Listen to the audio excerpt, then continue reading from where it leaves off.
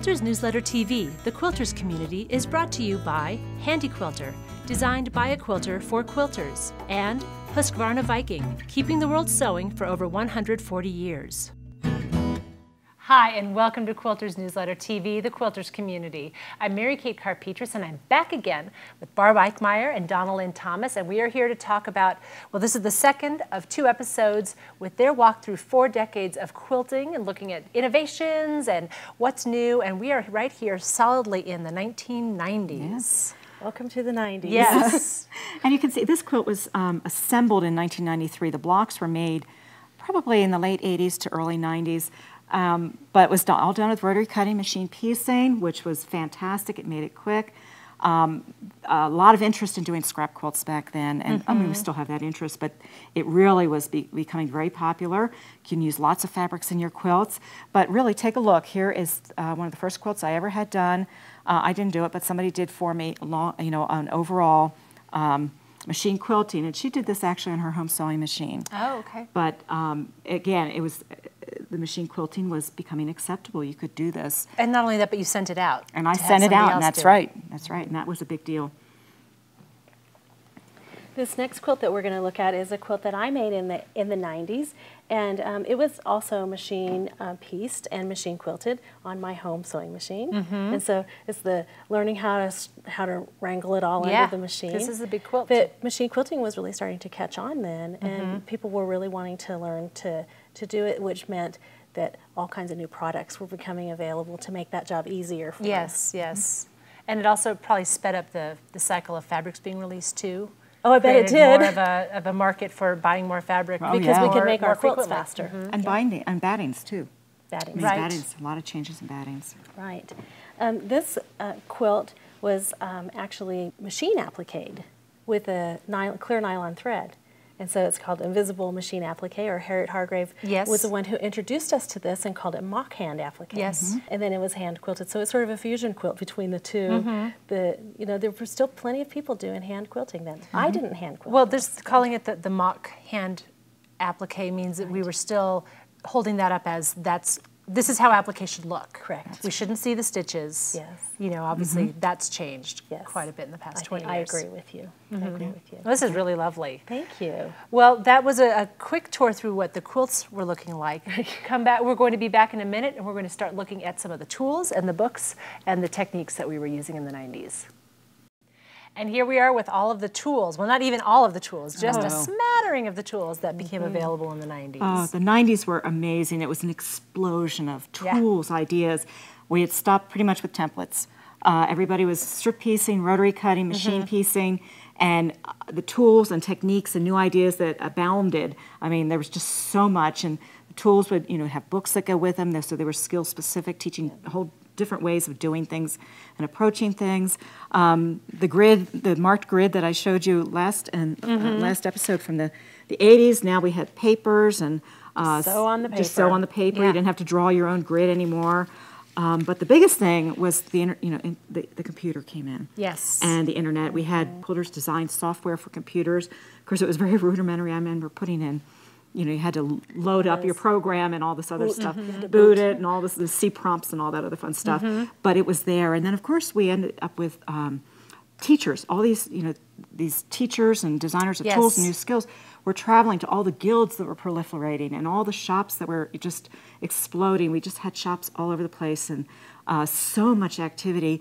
And we started to have internet activity with chat rooms, which some of the younger quilters might not remember that. No, right? And as you said, it seemed a little creepy, a little seedy, but it was innovative. It was a way for people who weren't anywhere near each other to communicate. And it was really made a big change. Yeah, it really sped things up. Huge thing. So the sharing started to change with the introduction of the internet. So at the same time, though, machine quilting was really, really taking off. And so Harriet Hargrave, she revised her book. Remember, we looked at it in the 80s when it first came out. Yes. So this was the first revision. And then later on, there was another revision. And each revision had more and more information and made machine quilting that much more accessible to the home quilter. And Harriet also developed a cotton polyester blend batting it made machine quilting easier because it didn't slip around quite so much.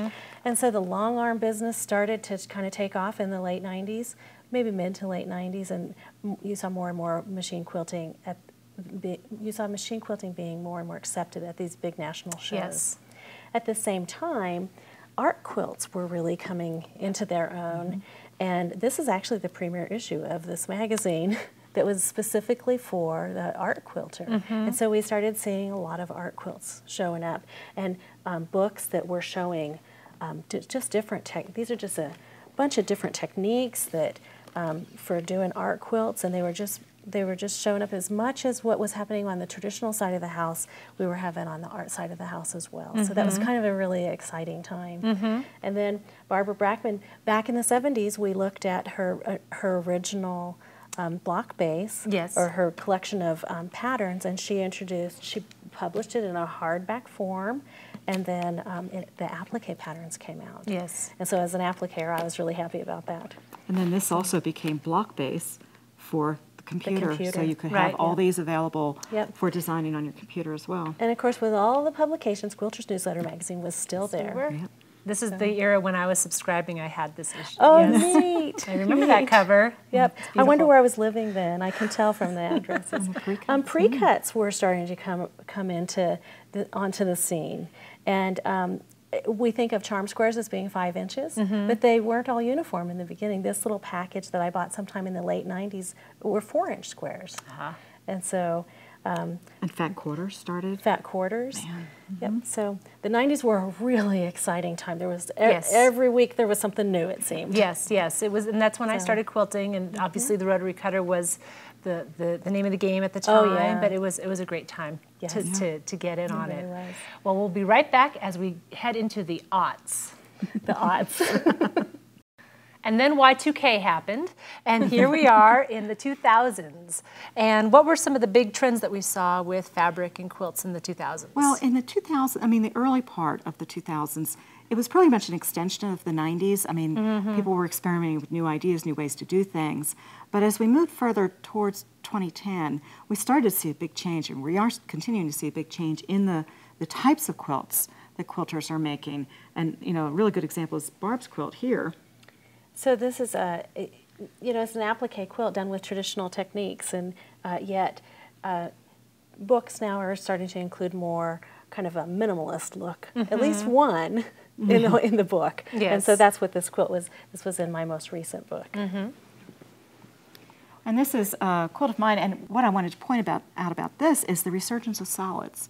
But they're a little bit different. I mean, we do have glorious solids again. We hadn't seen those since the 80s for the most part. They kind of taken a back seat.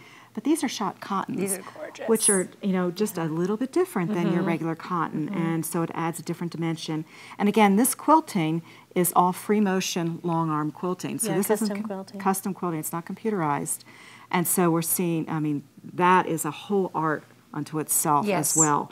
And so we're seeing a lot of that. And then again, we're moving into more minimalism. This is just a very contemporary print. Showcase. I mean, it's being showcased here with some piecing around it, but it's very different from what we would have seen 20 or 30 years ago. Well, the operative word when this shows, you know, just is revealed is fresh. You know, and that's a word that we've been seeing a lot of over particularly the last 5 years. Is the word fresh being used? Bright, clear colors, clean and crisp and fresh. And again, more of the free motion quilting on this as well. But the next quilt that we're going to look at is actually all done, applique done with a computerized embroidery machine. And so there's this other whole element of the machines have become so sophisticated, and people can do this kind of work on their machine. If you've got a top-of-the-line machine, really the sky's the limit. Incorporating embroidery. So this was also custom machine quilted, and quilters, that's just very common now. Whereas even in the 90s, it wasn't so common. So really, we've seen just a real transition to that.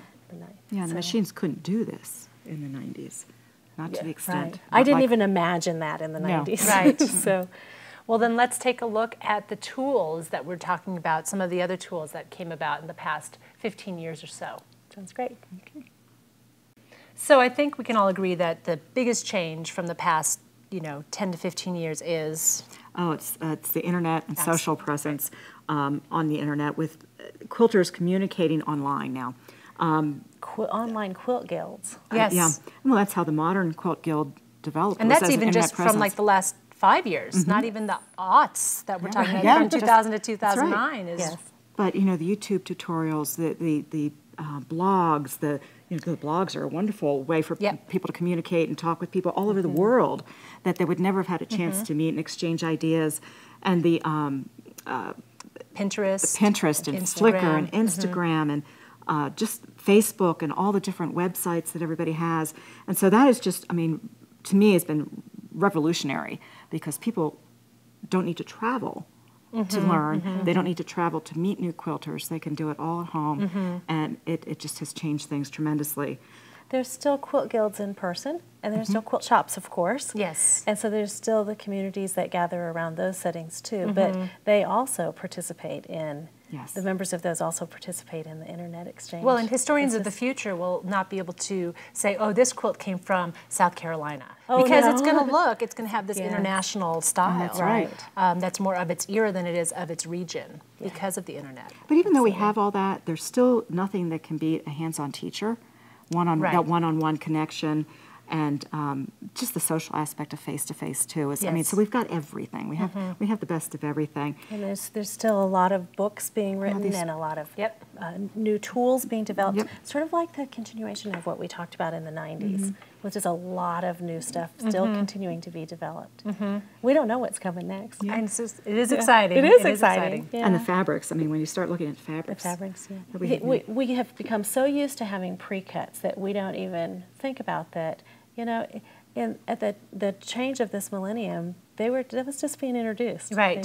And now they come in all different kinds of shapes and sizes. And now it's not even just one manufacturer. Like here we just see Moda, but everybody's doing pre-cuts now. Yeah. That's right. They're all doing we their have own pre-cuts. Oh yeah, you've got the anthology there as well. Yeah, and the fat quarter bundles. How can a quilter resist this? Can't. Yeah, we can't.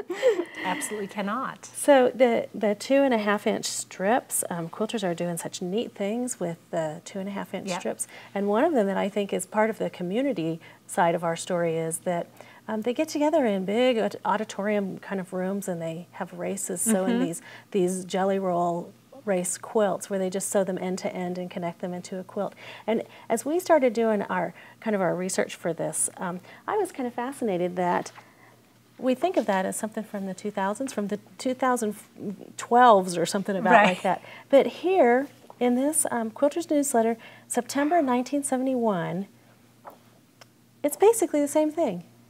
And so it's kind of like what's old is new again. Yeah. And that is really exciting to me. Well, we personally like to think that Bonnie Lehman was ahead of her time. She really knew, but it's true that there are little bits of these things that we see now that we consider very recent. They've been percolating for a long time and kind of popping up here and there, and then they'll really catch on and become emblematic of a certain, certain year or a certain decade. Because we talked about the explosion of machine quilting later, but she was writing about it in the early 70s. There were little mentions of it here and there. It's fun. And now here we are celebrating 45 years. Yes, we are. Well, thank you for being here to help us celebrate 45 years. Did you have one more thing we want to talk about? We did want to talk about well, we don't want to miss it. Templates. The templates are back again. Absolutely. But look at these compared to what we were doing with notebook paper and cardboard and the patterns that go with them. And there's a new movement for what's called slow sew. And Barb and I both still hand piece.